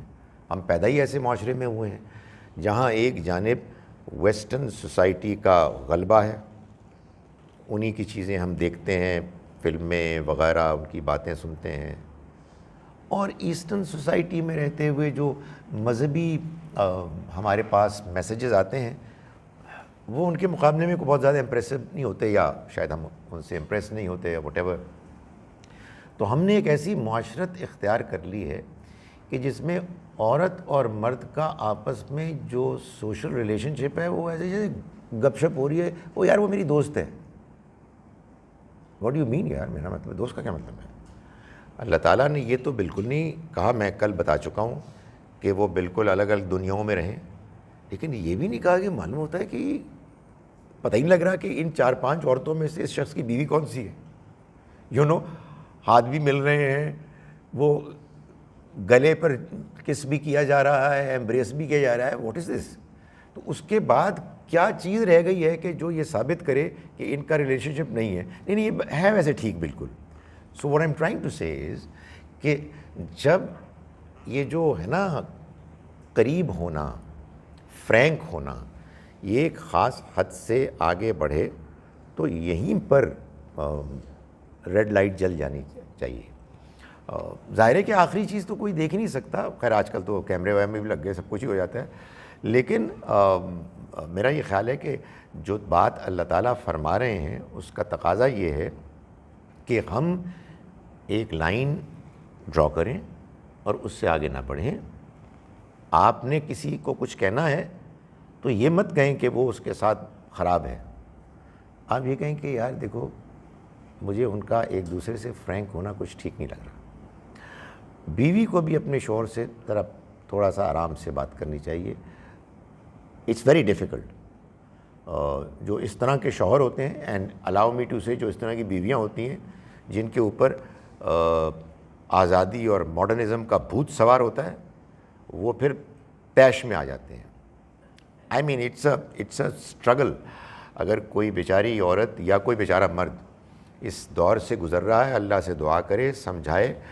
میں بہت ریلکٹنٹ ہوتا ہوں کہ میں کسی کو سجیسٹ کروں کہ پھر اپنا ریلیشن شپ چھوڑنے کے لیے سوچو، لیکن اگر یہ بات ختم نہیں ہو رہی تو سچی بات ہے کہ سوچنا چاہیے. اس لیے کہ یہ ٹالریٹ نہیں ہو سکتا کہ ایک آدمی دوسری عورتوں کے ساتھ بھی اسی طرح سے بیہیو کرے جیسے وہ اپنی بیوی کے ساتھ بیہیو کرتا ہے، کرنا چاہیے. سو آئی تھنک ہمیں اپنی معاشرت کو ویسٹرن سوسائٹی سے دور رکھنا چاہیے، اس سے مختلف ہونا چاہیے. اسی لیے آئی آلویز سے کہ عورت سے ہاتھ ملانا اس کو ناجائز تو نہیں کیا گیا. ویسٹرن سوسائٹی میں یہ ہوتا ہی ہے، عرب ممالک میں بھی ہوتا ہے، مگر I am proud of the fact کہ ہماری معاشرت میں ایسا نہیں ہے الحمدللہ. And I am concerned about the fact کہ یہ ٹوٹ رہا ہے. اب میں دیکھ رہا ہوں دائیں بائیں کہ ہاتھ ملاتے ہیں، گلے ملنا شروع کر دیتے ہیں، اس لیے کہ ہم مغرب زدہ ہم معاشرت ہیں.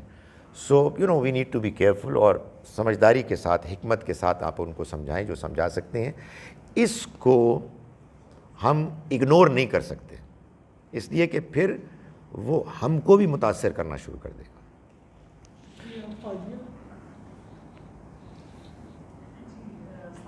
میرا کوشچن یہ ہے کہ جیسے آپ نے بتایا کہ ڈائیورس کا ویسے ٹاپک شام کو انشاءاللہ ڈسکس ہوگا، لیکن آج جیسے آپ نے بتایا کہ ریفارم ہوتا ہے، آدمی ہوتا ہے، تو قرآن شریف میں کہیں آیا ہوا ہے کہ صرف آدمی کو حق ہے ڈائیورس دینے کا؟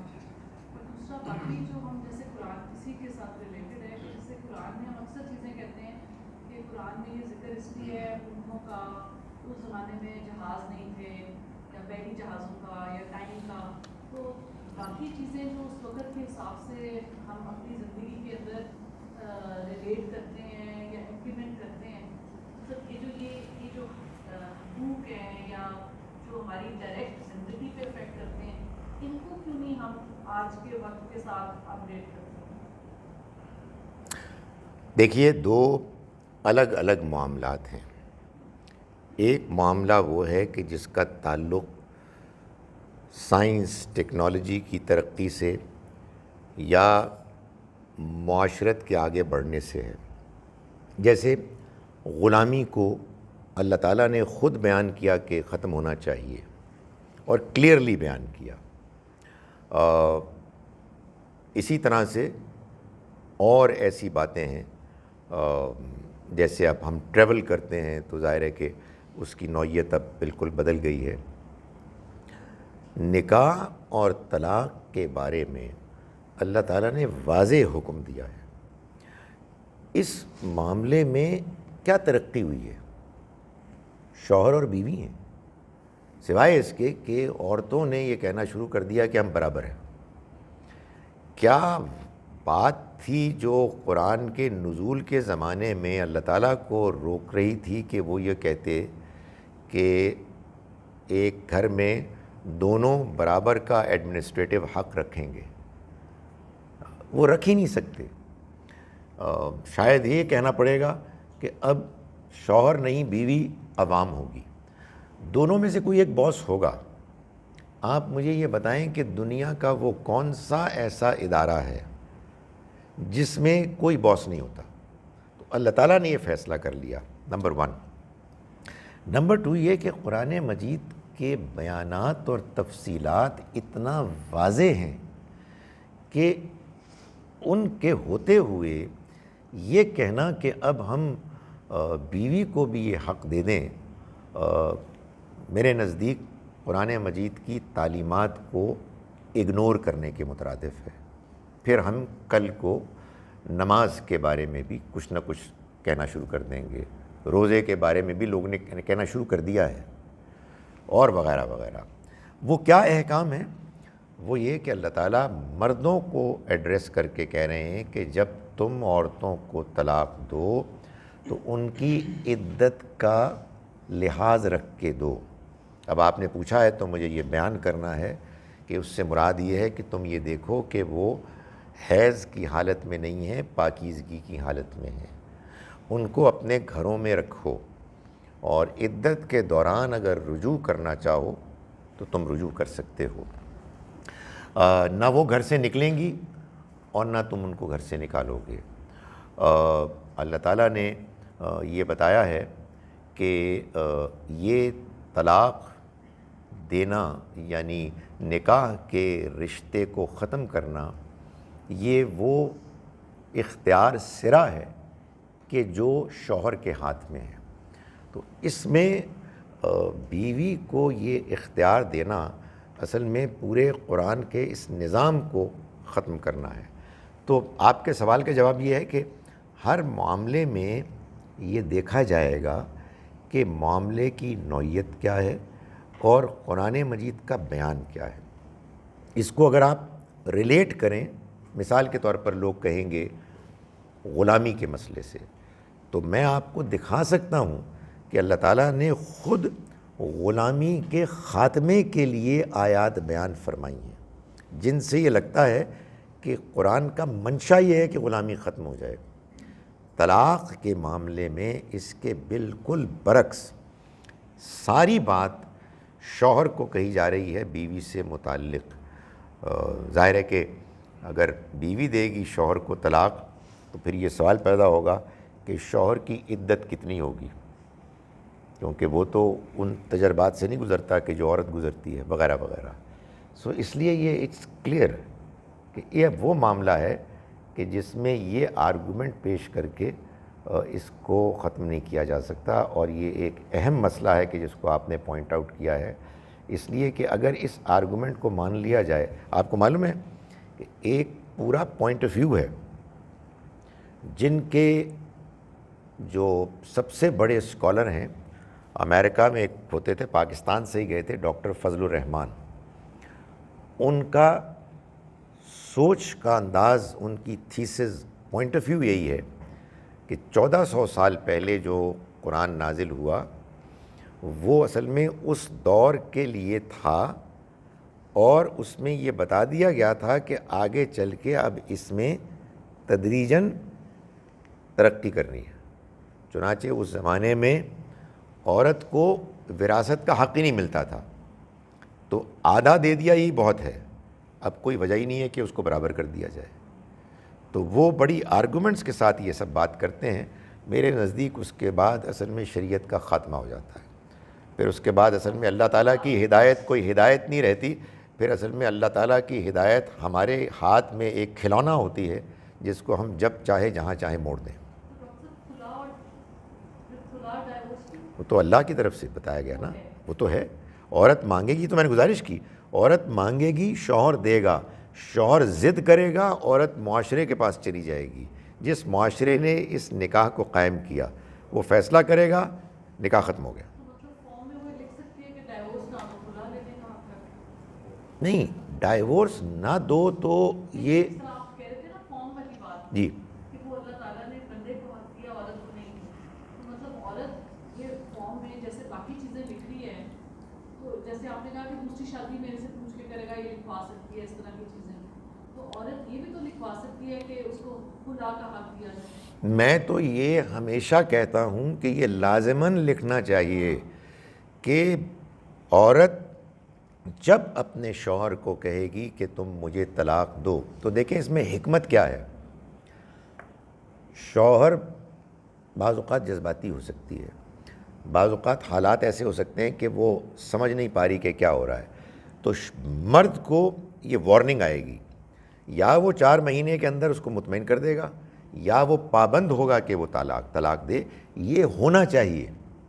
لیکن یہ کہ جب چاہے بیوی صاحبہ چاہیں وہ اپنے آپ کو طلاق دے دیں، یہ نہیں، یہ دین کے بیان کے خلاف ہے.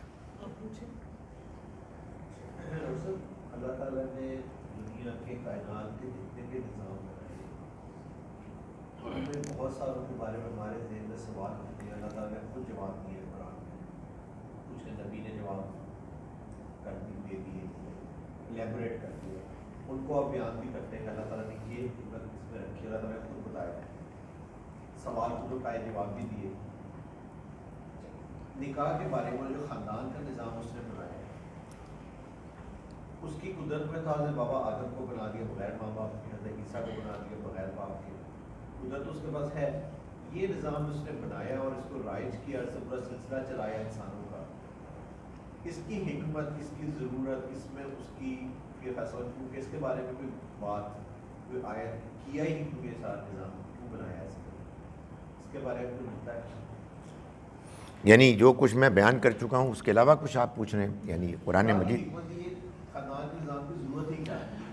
دیکھیں، اس دنیا کو اللہ تعالیٰ نے ایک امتحان کی جگہ بنانا تھا. اس دنیا کو اللہ تعالیٰ نے ایسے بنانا تھا کہ بچے نے ماں کے پیٹ میں مراحل سے گزر کے پیدا ہونا تھا، اور کئی برس تک کمزور، ناتواں، منحصر، ڈیپینڈنٹ ہونا تھا. پھر جوان ہونا تھا، پھر ان نوجوان والدین کو بوڑھا ہونا تھا، اور اس بچے کو جوان ہونا تھا، اور جو انہوں نے دیکھ بھال کی اب اس نے ان کی دیکھ بھال کرنی تھی. اس نے یہ نظام بنایا آزمائش کے لیے تاکہ لوگ دیکھیں، اس سے سیکھیں اور یہ جانیں کہ یہ دنیا کی زندگی ایسے چلے گی، ایسے پروسیڈ کرے گی. ہم کو جس طرح سے اللہ نے بنایا ہے اس میں اس نے ہمیں عقل دے کے، ہمارے تجربات سے گزار کے ہمیں یہ سکھایا ہے کہ ہمیں زندگی میں جینا ہے. دوسروں کے جو حقوق ہم پر عائد ہوتے ہیں ان کو ادا کرنا ہے، اور ظاہر ہے کہ دوسروں کو بھی یہ بتایا ہے کہ ان کی طرف سے جو ذمہ داریاں ان کی ہیں انہیں پورا کرنا ہے. تو ہم اس دنیا میں آئے ہی جس آزمائش میں ہیں وہ 2 طرح کی ہیں، ایک انسانوں کے ساتھ تعلقات کی اور ایک اللہ کے ساتھ تعلق کی. تو اللہ کے ساتھ تعلق تو ہمارا عبادت کا، شکر گزاری کا ہے. بندوں کے ساتھ جو تعلق ہے اس میں ان کے حقوق کو ادا کرنا ہے. یہ حقوق کیا ہیں؟ یہ آپ کو زندگی کے تجربات سے ان کا احساس ہوتا ہے، لکھنے سے یاد دہانی ہوتی ہے. اصل چیز یہ ہے کہ جب مثال کے طور پر میں اپنے بچے کو یا اپنے پوتے نواسے کو دیکھتا ہوں کہ وہ پیدا ہونے کے بعد چھوٹے ہیں اور بڑے ہوئے، تو مجھے خیال آئے کہ خدایا میں بھی تو ایسے ہی تھا، میرے والدین نے بھی تو ایسے ہی مجھے پالا پوسا، ان کے حقوق ہیں مجھ پر. تو یہ احساس انسان کے اندر پیدا ہو اور اس احساس کے ساتھ وہ زندگی گزارے ذمہ دارانہ. آبویسلی اس میں بڑی کمپلیکیشنز ہوتی ہیں، یعنی چیزیں عام طور پر آئیڈیل نہیں ہوتی. کہیں والدین آپس میں نہیں ٹھیک رہتے، والدہ رخصت ہو جاتی ہیں پہلے، والد رخصت ہو جاتے ہیں، یا ان میں سے کوئی ان ریزنیبل ہو جاتا ہے. تو اس سادہ انڈرسٹینڈنگ کو پھر وہ کچھ کمپلیکیٹڈ کرتا ہے تاکہ آزمائش رہے، آدمی سوچے سمجھے اور ایک بیلنس اختیار کرے. تو زندگی ایک امتحان ہے، اس کو اس نے اس طرح سے ڈیزائن کیا ہے کہ انسان کو سمجھنے سوچنے کا موقع بھی ملے اور وہ اپنی ذمہ داریوں کو پورا کرے اور اس کے حقوق دوسرے پورا کریں. جی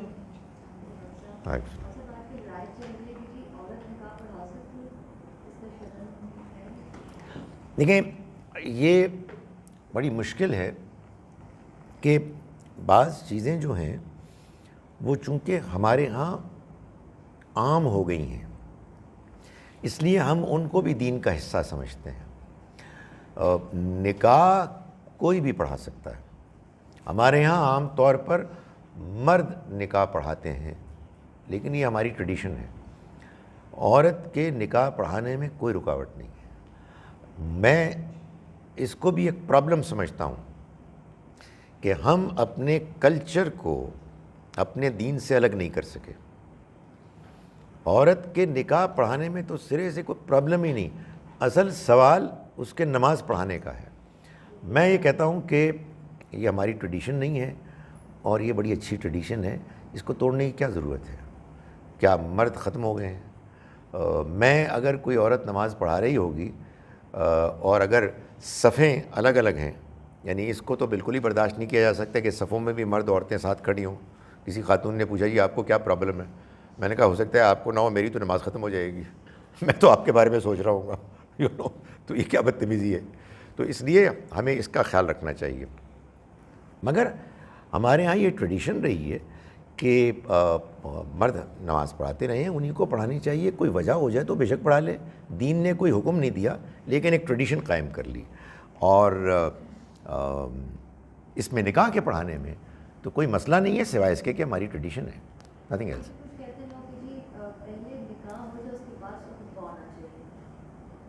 نہیں کچھ بھی نہیں. کوئی ترتیب نہیں بیان کی گئی ہے. میں آپ کو یہ بتاؤں کہ ہمارے ہاں ایک بڑی تعداد میں ایسے عظیم الشان لوگ موجود ہیں جو نان ایشوز کو ایشوز بنانے کی صلاحیت رکھتے ہیں اور اصل ایشوز کے بارے میں کوئی دلچسپی نہیں ہوتی. آپ لوگوں تو کبھی اس کا موقع نہیں ملتا. ہم مردوں کو کافی اس کا موقع ملتا ہے کہ ہم قبرستان میں جب دفناتے ہیں تو اللہ اللہ اللہ اللہ، جب قبر تیار ہو رہی ہے تو نعرے لگ رہے ہوتے ہیں، اس طرح نہیں، اس کو یوں کرو بھائی، اس کو ادھر سے پکڑو، تم بھی ساتھ پکڑو. اور یار فار گاڈ سیک یار یہ ہونے تو جو ہو رہا ہے. لیکن نان ایشوز کوئی اس میں کوئی مسئلہ نہیں ہے. آرام سے ہمیں اپنے کام کرنے. سو یہ کوئی ایسی چیز نہیں ہے کہ جس کے بارے میں واویلا مچایا جائے. کوئی بزرگ خاتون ہے، ہمیں معلوم ہے کہ بڑی پڑھی لکھی ہیں، اچھی باتیں کریں گی، بے شک پڑھا دیں، کوئی مسئلہ نہیں. السلام علیکم ڈاکٹر صاحب. وعلیکم السلام.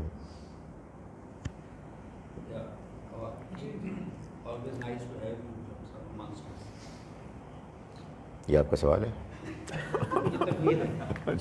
ڈاکٹر صاحب میں نے کلپ دیکھا کل میرا. ڈاکٹر ذاکر صاحب، اچھا. اس سے ایک سوال کسی نے پوچھا امریکہ میں کہ امریکہ سے آیا تھا نیو یارک سے کہ کیا وہ اہل کتاب سے شادی ہو سکتی ہے. اچھا انہوں نے ایک بات کی ڈاکٹر صاحب، انہوں نے کہا ہو سکتی ہے سورہ مائدہ کی 5 آیت میں کہ جی، لیکن انہوں نے جو چیسٹٹی ہے، جس چیسٹ وومن کو ڈیفائن کیا کہ ان کے اسٹیٹسٹک کے مطابق امریکہ کے 90% of the girls they lose their virginity in university life. تو پھر چیسٹ وومن کدھر ہے؟ میں یہ پوچھنا یعنی کامنٹ بھی ہے، پوچھنا بھی چاہ رہا ہوں ڈاکٹر صاحب، اللہ نے جو زانی مرد یا زانی عورت کو سورہ نور میں جو ڈیفائن کیا ہے، جو لائف سٹائل ہے وہ ہے جو انچیسٹ وومن. تو باقی تو یہ چیسٹی کیسی افیکٹ ہوگی پھر اگر وہ اس ایکسپیرئنس سے وہ گزر گئے ہیں؟ یہ دیکھیں گزارش یہ ہے کہ یہ بات میرے بیان میں خطبے میں بھی آئی تھی کہ جس عورت یا جس مرد سے نکاح کرنا حرام ہے، قرآن نے ڈکلیئر کر دیا، اس کے بعد کچھ نہیں ہو سکتا. وہ عورت اور وہ مرد ہے کہ جو زنا کرنے کے جرم میں سزا پا چکے ہیں. اب ان سے نہیں ہو سکتا نکاح، اس لیے کہ اب یہ معاشرے میں معلوم ہو گیا کہ انہوں نے یہ حرکت کی تھی. اب ان کو عزت کا مقام نہیں مل سکتا. اس میں کنڈمنیشن زنا کی ہے. وہ شخص توبہ کر کے اللہ کے ہاں پاکیزہ ہو کے دنیا سے رخصت ہو سکتا ہے. لیکن بہرحال معاشرے میں، یعنی یہ میں آپ کو وارن کر رہا ہوں، معاشرے میں اگر آپ نے کسی ایسے شخص کی عزت کی جو نون ہے زناکاری میں، اس کا ثبوت موجود ہے، تو پر آپ کا معاشرہ تباہ ہو گیا. I am telling you. تو اس لیے خدا کے قانون کو اہمیت دیں، اس کا مذاق نہ اڑائیں. تو اس میں حکمت ہوتی ہے. بعض اوقات آپ کو حکمت نہیں معلوم ہوتی، مگر یہ تو ایک چیز ہے، لیکن ہمیں معلوم ہی نہیں ہے، ہم آثار سے معلوم کر رہے ہیں. تو میں نے ان کے سوال کے جواب میں کہہ دیا کہ بھائی آثار بھی تمیز کے دائرے میں ہونے چاہیے. پتہ ہی نہیں لگ رہا کہ یہ خاتون ان کی بیوی ہیں یا گرل فرینڈ ہیں یا پتہ نہیں کیا ہیں. یہ تو کوئی تمیز ایک مسلمان معاشرے میں عورت اور مرد کے تعلق میں ایک ڈسٹنس ڈیسنسی کا ہونا چاہیے، ورنہ تو کوئی فرق پتہ ہی نہیں لگے گا. لیکن بہرحال ہم کسی پہ الزام نہیں لگا سکتے کہ یہ بہت آگے بڑھ گئے ہیں تو ان کے دونوں زناکاری کے تعلقات ہیں. البتہ اگر کسی نے ماضی میں ایسا کیا ہے اور اس نے توبہ کر لی ہے، اب وہ زانی نہیں رہا. سو اگر ذاکر نائک صاحب یہ کہہ رہے ہیں کہ 90% ایسے ہیں اور ایک عورت یا ایک مرد آ کے کہتی ہے کہ مجھے سمجھ میں آ گئی ہے، تو بالکل ہو سکتا ہے. جو پرابلم ہے وہ یہ ہے کہ ایک آدمی ہے جو اس وقت آپ کے ساتھ نکاح کے تعلق میں ہے اور اس کے ناجائز تعلقات ہیں. یہ نہیں ہو سکتا. یہ بہت کرائسس سے گزرتی ہیں، مجھے معلوم ہے، خواتین خاص طور پر، سم ٹائمز مرد بھی، کہ نکاح کے موقع نہیں معلوم ہوتا، بعد میں چل کے معلوم ہوتا ہے کہ ان کے کوئی ریلیشن شپ ہو گئے. میں ان سے کہتا ہوں جی it's your decision, ideally it should not continue. کہتے ہیں جی بچے ہو گئے میں کیا کروں. بس ٹھیک ہے، اب اللہ سے دعا کریں، اس سے معافی مانگیں، لیکن بہرحال یہ ایک مجبوری کا ریلیشن شپ ہے. آپ کہیں جی کہ آپ کون ہوتے ہیں شک کرنے والے؟ ہم نہیں ہوتے، ہمیں شک نہیں کرنا، لیکن بعض اوقات اٹس ٹو آبویس، اور وہ بھی ڈینائی نہیں کر رہا. سو یہ ایک چیلنج ہوتا ہے، اس کا کیا کیا جائے. اس میں ایک کمتر چیز ہے اور ایک اسٹرانگر برتر چیز ہے. اور برتر چیز یہ ہے کہ اللہ کی بندی یہ کہے میں اللہ کے بھروسے پہ میں اس رشتے کو توڑ رہی ہوں، میرے رب کا حکم یہ ہے کہ میں یہ اس کو کنٹینیو نہ کروں، اس لیے کہ یہ ناجائز ناپاک چیز ہے. مگر بہرحال انسان کی مجبوریاں ہوتی ہیں، اس میں وہ اپنے ایمان کو قائم رکھ سکتی ہے اللہ سے معافی مانگتے ہوئے اور اپنی اس کمزوری کا اظہار کرتے ہوئے. جی لاسٹ کویسچن. السلام علیکم. وعلیکم السلام. اس میں مردوں کے حوالے سے جو خرچ کرنے کی بات ہے، یہ کہ ان کو ایک درجہ فضیلت کی بات کہہ رہے ہیں، ایڈمنسٹریٹو حق جو دیا ہے وہ خرچ کرنے کے حوالے سے بھی ذکر ملتا ہے.